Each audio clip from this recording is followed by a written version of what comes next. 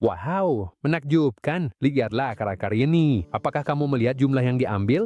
Ini bukan keberuntungan, bukan sihir, dan saya tidak menggunakan sesuatu yang aneh. Saya udah nyoba banyak metode, dan metode ini mengalahin semuanya. Hari ini di EcoPlanter USA, saya akan menunjukkan kepada Anda cara melakukannya langkah demi langkah. Baik dengan rosemary maupun tanaman sirih gading, hanya menggunakan air, stoples kaca, dan sedikit rahasia yang mungkin sudah Anda miliki di rumah. Tonton sampai akhir karena saya akan memberitahu Anda takaran yang tepat, beberapa trik agar akar tumbuh lebih cepat, dan alternatif jika Anda tidak punya bahan utamanya. Ini bukan ilmu yang rumit dan Anda tidak perlu membeli sesuatu yang aneh. Ini adalah sesuatu yang bisa dilakukan siapa aja di rumah. Banyak orang di channel ini bertanya kepada saya, apa cara terbaik untuk memperbanyak stek tanaman? Dan kalian udah tahu kalau saya selalu mencoba berbagai metode untuk membawakan yang benar-benar berhasil. Sistem ini punya keunggulan yang luar biasa. Kamu bisa melihat akar tumbuh sejak awal yang membuatmu lebih percaya diri dan bisa bertindak cepat kalau ada yang tidak beres. Cara ini bisa dipakai untuk rosemary maupun tanaman dolar. Dan jujur aja, melihat akar tumbuh dari awal itu benar-benar memuaskan. Selain itu, kamu juga bisa menggunakannya untuk tanaman aromatik lain atau bahkan sayuran kecil. Kuncinya adalah bagian batang yang terendam harus bersih dan bebas dari daun. Metode ini juga membantumu menghemat uang. Gak perlu substrat mahal atau bahan kimia yang rumit. Cukup air, toples, dan sedikit perhatian. Dan yang paling seru, kamu bisa melihat setiap hari bagaimana akar mulai terbentuk dan itu sangat memotivasi. Sekarang kita lanjut ke stek. Untuk rosemary, potong batang sepanjang sekitar 6-8 inci. Nggak perlu lebih panjang dari itu. Untuk tanaman dolar, panjang 6-10 inci udah pas. Potonglah secara diagonal, supaya permukaan kontak lebih luas dan akar bisa tumbuh lebih cepat. Sekarang ada hal yang sangat penting, daun yang kita buang harus sebanding dengan bagian batang yang akan direndam. Kalau batang akan direndam sekitar 2 inci, kita buang daun di bagian 2 inci itu. Kalau akan direndam lebih dalam, kita buang lebih banyak daun. Pastikan seluruh bagian yang akan bersentuhan dengan air benar-benar bersih. Dengan begitu, kita mencegah daun membusuk dan mengarahkan seluruh energi stek untuk menumbuhkan akar baru. Satu tips, pastikan potongan batang bersih dan tidak tertekan karena kalau batangnya rusak, akar akan tumbuh lebih lama dan stek bisa stres. Selain itu, perhatian juga batangnya. Batang yang sehat selalu terlihat kokoh dan hijau. Itu tandanya dia akan merespons dengan baik terhadap air dan oksigen yang akan kita berikan nanti. Kamu bisa pakai toples kaca, gelas, atau botol apa aja yang ada di rumah. Nah, perlu yang khusus atau yang sempit. Yang penting hanyalah toplesnya diletakkan di tempat yang tenang, tidak terkena angin, karena kalau stek terus bergerak di dalam air, akar barunya bisa patah. Tinggal perlu mengikat stek dengan apapun, cukup sandarkan aja di dalam toples. Air yang tenang dan stabil sangat penting agar akar bisa tumbuh kuat dan sehat sejak awal.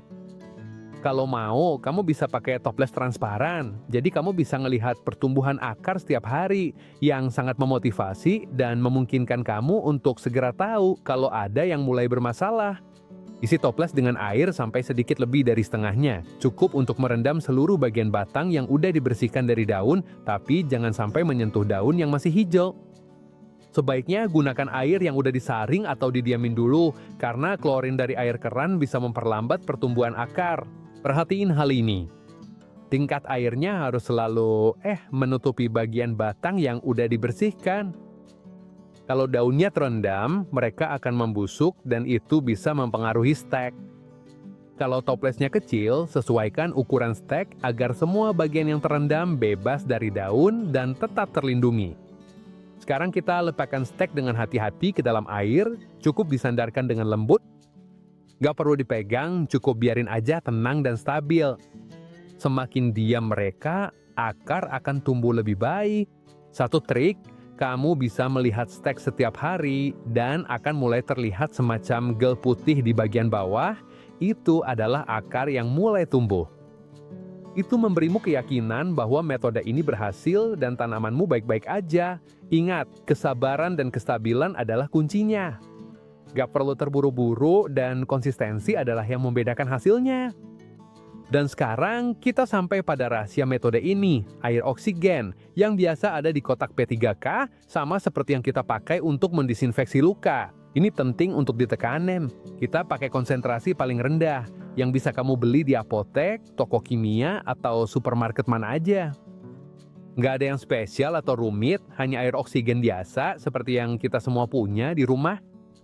Air oksigen ini mencegah jamur dan bakteri serta merangsang pertumbuhan akar dengan sangat luar biasa. Perbandingan yang tepat adalah 1 sendok teh untuk setiap 1 cangkir air.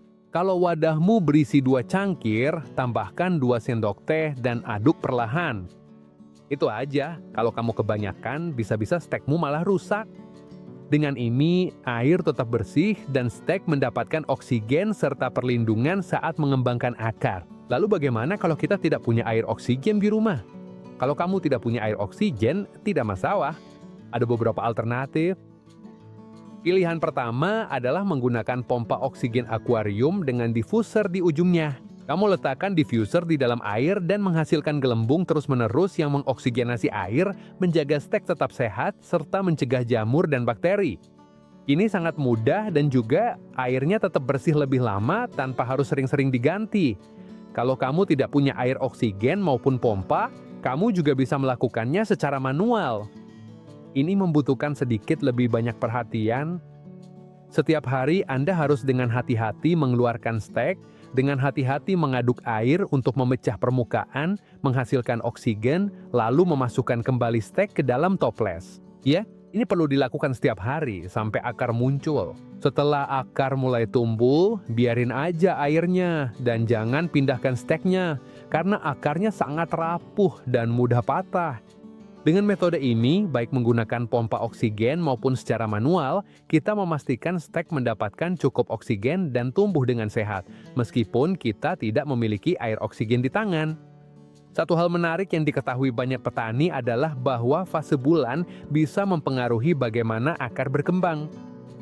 Menurut tradisi, fase bulan mengecil adalah fase yang paling baik untuk perakaran karena diyakini energi tanaman lebih terkonsentrasi pada akar. Ini bukan sesuatu yang wajib atau ilmiah, tapi kepercayaan populer ini udah dipraktekkan sejak lama dan sangat dipercaya di kalangan para petani. Kalau kalian bisa memanfaatinya, spek kalian bisa mengembangkan akar yang lebih kuat dan sehat sejak awal.